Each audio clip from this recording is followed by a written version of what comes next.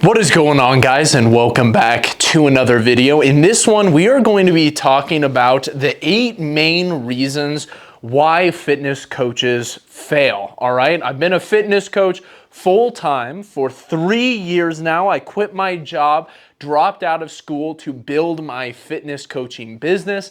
Last month, in the month of June 2025, I was able to make $87,000 in 30 days from solely fitness coaching. I have officially built a 7-figure fitness coaching business, and I'm only 24 years old. So I know what I'm talking about. I first started off as a personal trainer working at a gym, and this video is for the people who want to ultimately become fitness coaches or personal trainers. They have a passion about helping others achieve their fitness goals. So starting off with number one of the biggest reasons that fitness coaches fail, why they never become profitable, why they never build the business that they set out to build, is number one, because of imposter syndrome. Imposter syndrome is when you get into a space and you start to feel like you don't really belong. Like you don't really have what it takes in order to charge a certain price for your service. Imposter syndrome is when you start looking at other people on social media and you think, wow, their physiques are better than mine. Or, wow, that person knows more than I do. What qualifies me? What makes me a better coach? How can I promote my services knowing that there is somebody out there that is smarter than me or that looks better than me? How am I going to succeed in this space? The first thing that I really want to encourage you on when it comes to imposter syndrome is understanding that you are unique, and that is why people are going to come to you. That's the beauty of building a brand in the first place. The second thing that I really want to encourage you on is the fact that you, as a fitness coach, if you are somebody that has been working out for a while, if you've gotten a certification, you probably know a lot more than the average person. And that is ultimately who you are looking to outreach to. That is who you are looking to market to. That is the type of person that you are trying to provide value to. So you constantly have to check your mind, because as fitness coaches, what we do is we like fitness and we're passionate about fitness. So we go online and we follow a bunch of other fitness influencers and other fitness coaches, and we consume their content. We look at our peers or people that are even above us, that are smarter than us, and it drowns us out. It makes us feel, wow, am I really special? It seems like everybody knows more about fitness than I do. It seems like everybody's in better shape than I do, because you're stuck looking at your peers. You guys need to constantly be reframing your mindset and reminding yourself your goal is to target the average person. To help the average person who is still scared of a carb, who is still scared to eat fats because they think it's going to make them fat, all right? These people don't know anything about nutrition. So reframe that. Go into a Texas Roadhouse, walk into a Walmart, and you will see 300, even 400-pound people walking around in America. These are the people that need your help. How are you going to help those people? All right? So crush the imposter syndrome. It is something that will always rear its ugly head in the first couple of months or even the first couple of years of you being a fitness coach. Number two is just going to be lack of grit. You really need a lot of grit if you are looking to start your own business, which is exactly what building a fitness coaching business is. You have a small business that is yours. And a lot of people don't understand that when it comes to fitness coaching, your product is very closely tied to who you are as a person. So when people reject that, or people say, no, I don't want that, or people say, oh, your service is too expensive, that hits home. It hits home because your product is you. It's very, very closely tied to who you are. And if you don't have grit, if you don't have the ability to shrug it off and say, hey, you just weren't meant for my program, it's too expensive for you, that's okay. I'm looking for somebody who's a bit more financially qualified. That's totally fine. Solve rich people problems. It's okay to solve people's problems that have more money. You are going to get paid better, and you are also going to get better clients when you charge more money. A lot of people really think that in order to get rid of rejection or to get rid of imposter syndrome, they want to lower their prices as far as they possibly can, when in reality, all this does is devalue yourself in the eyes of the people that are coming to you, and it devalues yourself in your own eyes, which is incredibly important, all right? So don't drop your prices. Get a little bit of grit. Understand that you're going to experience rejection. The best personal trainers and the best fitness coaches are the people that can walk up to a girl, ask her for her number, say she's looking cute today, get rejected, and then go do it an hour later to another girl. Those are the best type of people. The people who rejection, it bounces off of you. And that's what you need to do. You need to become resilient. If you are going to be a business owner, you need to have grit, all right? Number 3, shiny object syndrome. So many fitness coaches, they get into it because they're looking to make money, all right? Number 1, you really have to put a lot of work, blood, sweat, and tears into your fitness coaching business to make a lot of money. I can say that because I've done exactly that. A lot of people think it's a get-quick-rich scheme. It very much is not. So when people get into it thinking it's a get-quick-rich scheme, and then they realize, oh shit, this is actually really hard. It's hard to build your own brand. It's hard to market yourself. It's hard to sell. They will immediately look at other ways of making money and they will get distracted. They'll say, oh, trading. Maybe I should go trade because I have a friend that, bought this stock and then it tripled overnight and now he made all this money. He's going to teach me how to trade now. And so they bounce from one thing to another. They're like, yeah, I want to do fitness. No, I want to do trading. No, I want to do this. I want to do that. They just bounce around. It's ridiculous. Don't let yourself get distracted.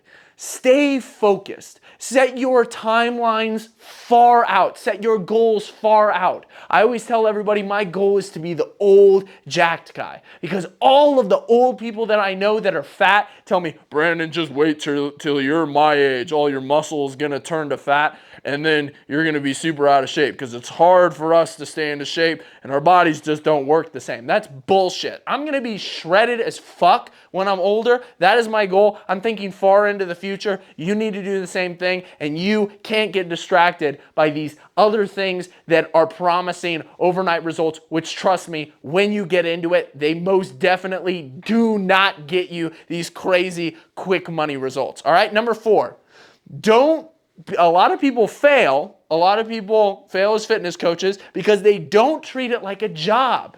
See, a lot of people think, oh, being a fitness coach is going to be so fun because I get to be my own boss, I get to make my own schedule, all that type of stuff. But then they find that they're just not internally motivated. Like, they're not an internally motivated person. They're not very disciplined. They might be disciplined in going to the gym because they enjoy it, but they're not very disciplined with telling themselves to do the bullshit that you don't want to do when you're first starting a fitness business. All right, when you first start fitness coaching, you're full of passion, and that's great. Let that passion lead the way. But at the same time, what you need to understand is that passion is going to get squelched. It's going to get crushed as soon as you have to figure out how to set up your LLC, how to set up your bank account, as soon as your bank is going through problems, as soon as your Instagram is having issues, as soon as you have to spend 5 hours on a phone call with a customer service rep to get a problem fixed with your training software. As soon as you have to deal with that type of shit, it crushes your passion, all right? So treat it like a job. Make sure that you are showing up for a certain amount of hours every single week. Make sure you are posting a certain amount of times every single week. You need to keep showing up. You need to treat it like a job. You need to understand that there's going to be a lot of bullshit that you don't want to do, and you're not always going to be passionate about everything that you're doing. All right? Number 5. All right? Most trainers fail because they let other people's opinions in. A lot of people look at personal trainers and they think that they're not really that important. A lot of people think, oh, well, why would I ever hire a personal trainer? Like, I can just get that information online. There's a lot of people that think that, all right? Like I said, you have a lot to offer the average person, but there's a lot of people that are going to critique you and critique your job and critique the service that you have to offer. You can't let those people's opinions in. Like I said, when it came to an imposter syndrome, you have to make sure to continue to keep frame and understand who you are there for. You are trying to help the people that have the money to pay for your service, who need that extra level of accountability, who like who you are as a person, who like your brand. They want to align with you. They want to be associated with you. This is where having a really good brand really comes into play because it makes you unique. It sets you apart from the competition. So really focus on building that brand. And your niche ultimately is something that will find you. As you continue to build, people start becoming drawn to you because you post a certain type of content, you market a certain way, you coach with a specific style, and that's a beauty of building your own fitness coaching business, is because you develop that individual coaching personality, all right? And so don't let other people's opinions in too much, all right? Because it can crush you, it can make you feel, a little bit like what you have to offer isn't worth it. Don't let other people's opinions in. Just be very, very careful with who you take seriously. A lot of people with 9-to-5 jobs will look at you and say, yeah, dude, that's never going to work. That's never going to work, ever. Yeah, you should just give up. I was told that a lot of times. I am very, very much glad I did not give up. All right, number 6. They don't practice what they preach. I see this with a ton of fitness coaches. They don't really have good relationships with food. They aren't in the best shape, and they stop going to the gym sometimes, especially when something difficult happens in their life.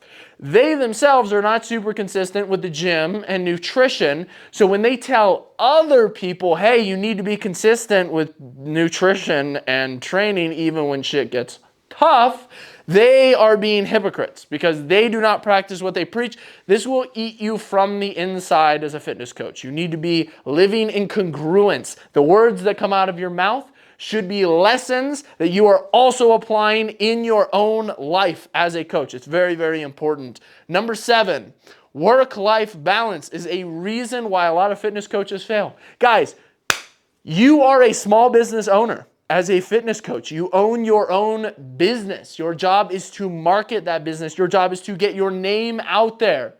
How many people do you know that started their own small business? In the first year or 2 of starting that business, they were able to keep a perfect work-life balance and go hang out with their friends, and be able to get, time off. Most of the people that I know that started their own businesses didn't even become profitable until 1.5 to 2 years in.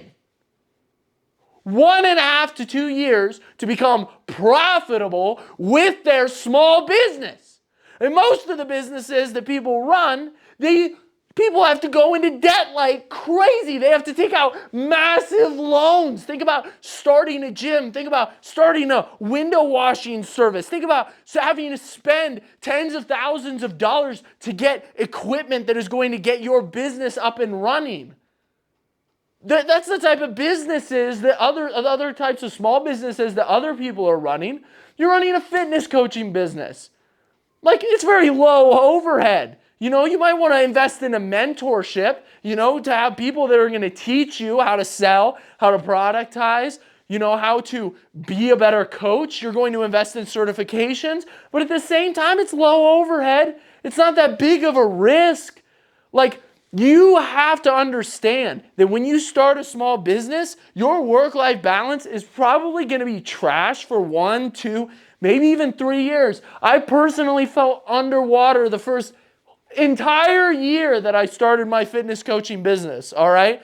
So understand that you are starting a small business. You need to treat it like one. You can't expect to have this perfect work-life balance. Oftentimes people just get way too comfortable and they don't end up pushing as hard as they need to in order to make their small business succeed. All right, number 8, because this is a huge one.